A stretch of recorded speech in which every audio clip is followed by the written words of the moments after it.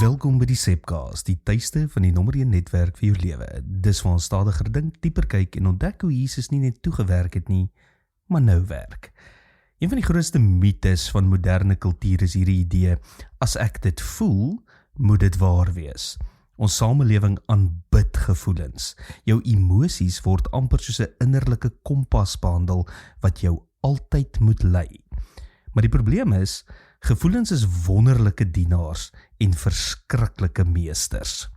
Die apostel Paulus skryf in Galasiërs 5 van die konflik tussen die vlees en die gees. Met ander woorde, daar gaan daar wees wat jy nie lus voel om gehoorsaam te wees nie.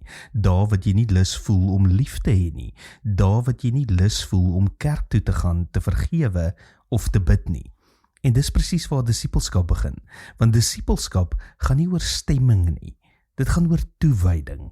Christelike volwassenheid is mense wat leer om vooruit te leef vanuit God se toekomstige nuwe skepping. Dis ongelooflik belangrik. Jy leef nie volgens jou onmiddellike emosies nie. Jy leef volgens die groter werklikheid van God se koninkryk. Atlete verstaan dit instinktief.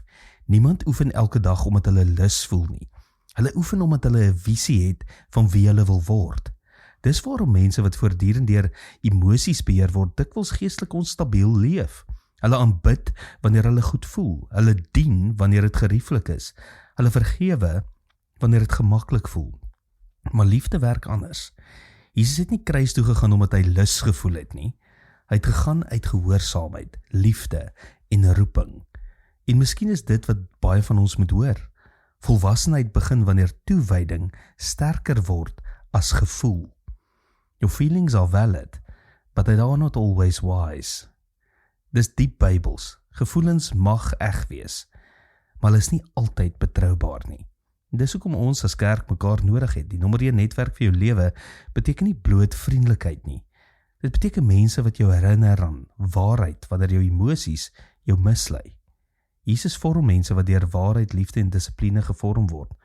En dalk is geestelike volwassenheid eenvoudig dit, om weer op te daag, selfs wanneer jy nie lus voel nie. Tot volgende week, mooi loop.